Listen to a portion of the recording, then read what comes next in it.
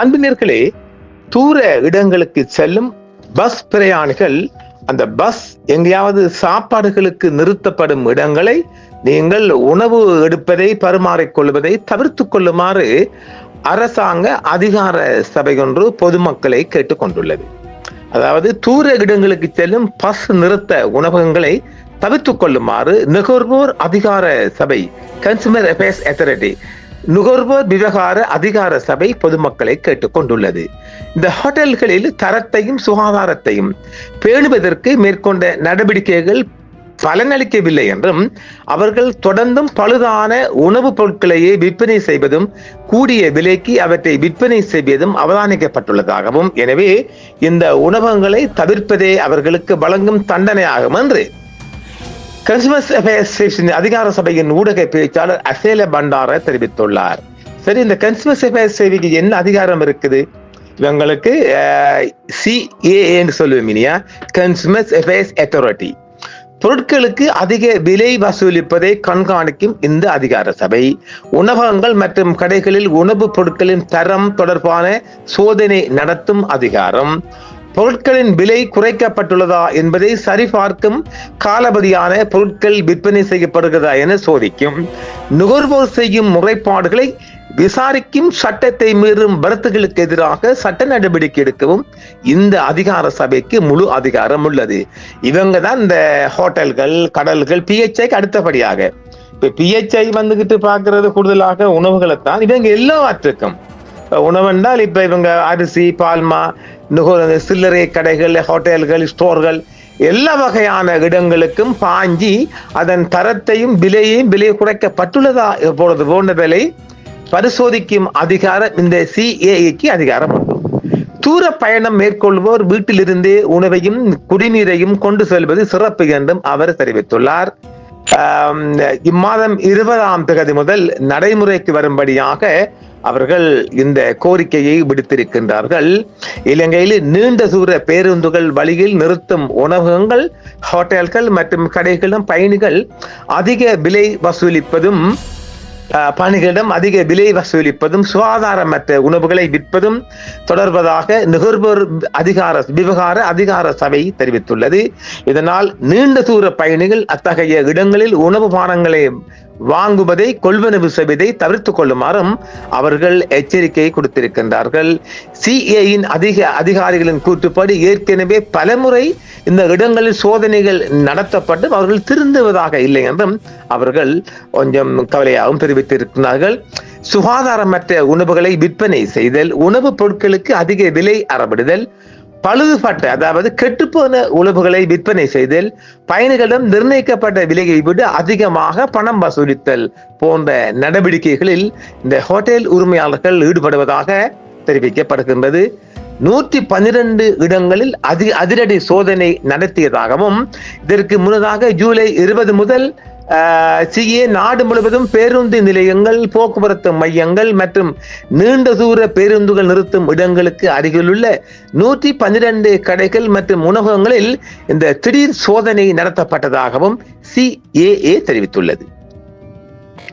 அந்த சோதனைகளில் MRPயை விட அதிக விலையில் பானங்கள், ஸ்நாக்ஸ் மற்றும் பொதியிடப்பட்ட உணவுகள் விற்பனை, உணவுப் பொருட்களின் விலைகளை தெளிவாக காட்சிப்படுத்தாதது, உற்பத்தி தேதி எக்ஸ்பயர் டேட்ஸ் அதெல்லாம் இல்லை, அதாவது உற்பத்தி தேதி, காலவதி தேதி, பேட்ச் நம்பர் போன்ற தகவல்கள் இல்லாத பொருட்கள், காலவதியான உணவுப் பொருட்கள் விற்பனைக்கு வைக்கப்பட்டிருந்ததும் கண்டுபிடிக்கப்பட்டிருக்கின்றது போன்ற பல குற்றச்சாட்டுகள் கண்டுபிடிக்கப்பட்டுள்ளது. சம்பந்தப்பட்ட வர்த்தகர்களுக்கு எதிராக நீதிமன்ற நடவடிக்கை எடுக்கப்படும் எனவும் CAA தெரிவித்துள்ளது. இதில் இன்னொரு முக்கியமான காரணம், CAA ஊடக பேச்சாளர் அசேல பண்டார கூறிய தகவலின்படி சில நீண்ட தூர பேருந்து நடத்தினர்கள் தங்களது பேருந்துகளை குறிப்பிட்ட உணவகங்களில் நிறுத்துகின்றனர். அந்த உணவகங்களிலிருந்து பேருந்து நடத்தினர்களுக்கு கமிஷன் கிடைப்பு. அதாவது நம்மளை கொண்டு விட்டா ஒரு பஸ்ல 50 பேர் இருப்போம் இல்ல, அவ்வளவு பேர்த்தையும் கொண்டு விட்டு அவங்களுக்கு கமிஷன் எல்லாம் சொல்ல வார முடிச்சுட்டு வரனே கிடைப்பதாகவும் அவர் குறிப்பிட்டார். அது ஏகப்பட்ட உண்மைங்க. இதனால் CAA சோதனைகள் நடத்தினாலும் அதே இடங்களில் பேருந்துகள் தொடர்ந்து நிறுத்தப்படுவதால் பிரச்சனையை முழுமையாக கட்டுப்படுத்துவது கடினமாக இருப்பதாகவும் பொதுமக்கள் இதற்கு கூடிய ஒத்துழைப்பு வழங்க வேண்டும் என்றும் அவர் தெரிவித்திருக்கின்றார். தங்களுடன் குடிநீர் மற்றும் உணவுகளை வீட்டிலிருந்து அதெல்லாம் சாத்தியப்படாத கொண்டு வர சொல்றாரு. அது நடக்க. இதுல நாம இத கூடுதலாக சொல்லுவோம். அதாவது இந்த பஸ் நிறுத்தும் அனைத்து பேருந்து நிறுத்தும் உணவகங்களுக்கு மோசமானவை என்றும் சொல்லப்படுகின்றது. அதாவது என்ற அறிவிப்பு அல்ல, தொடர்ந்து சோதனைகளுக்கு பிறகும் சில குறிப்பிட்ட உணவகங்களில் அதிக விலை மற்றும் சுகாதாரமற்ற உணவு விற்பனை தொடர்வதால் பயணிகள் தான் எச்சரிக்கையாக இருக்கணும் என்று அசல பண்டார தெரிவிக்கின்றார். இப்ப கொழும்புல யாழ்ப்பாணம் கொழும்பு ரோட்ல இது 15ஆம் நம்பர் பேருந்து ரோட் நம்பர் 15 சொல்றாங்க.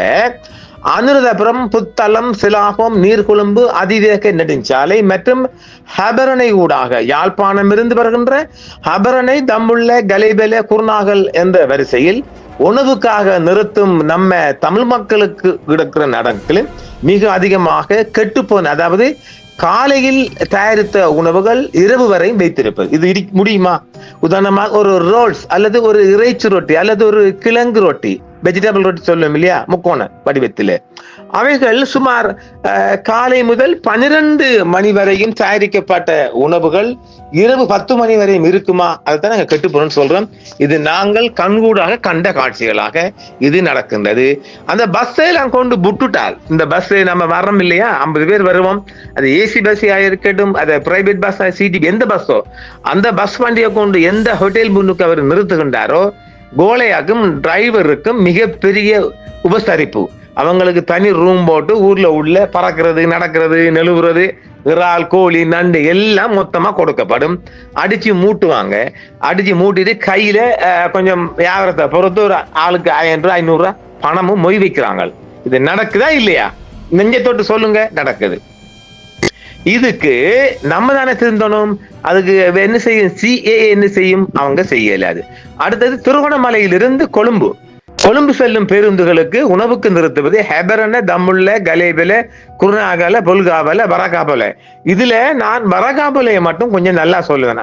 நாம சாப்பிட்ட உணவெல்லாம் பரகாபல நல்லாவே கொடுக்குறாங்க. கெட்டு போன மாதிரி தெரியல, அதை ஒன்று சொல்லலாம். ஜஃப்னருந்து வர்றவள மிக அதிகமாக அணியாஞ்சிடலாம்.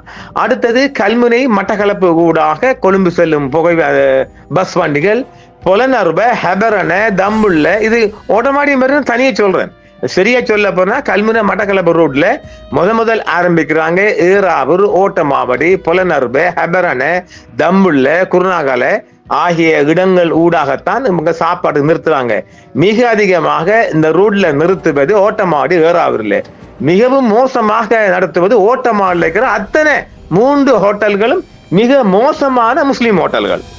காலையில போட்ட உணவுகளை கொடுக்குற, அதாவது தேங்காய் பால் பிழிந்த தேங்காயை போட்டு சம்பல் செய்வது, தேங்காய் சம்பலாம். அதுல என்னையும் இருக்க அது இல்ல, அந்த புளிந்த பால் இருக்கு இல்லையா, அந்த பாலை காலையோ மாலையோ இரவோ இடியப்பு சொதிக்கான பால் கறி வைக்கிறாங்க. இது எப்படி இருக்குது? அப்ப ஒரு தேங்காயில பாலை புளிஞ்சு எடுத்துட்டு அந்த புளிஞ்ச தேங்காய் பூவை வச்சு சம்பல் சரி கட்டுறாங்க. இதெல்லாம் நம்ம கண்ணால கண்ட விட என்ன, திண்டு போக்குள்ள நம்ம சாப்பிட்டு போக்குள்ள நமக்கு விளங்குங்க.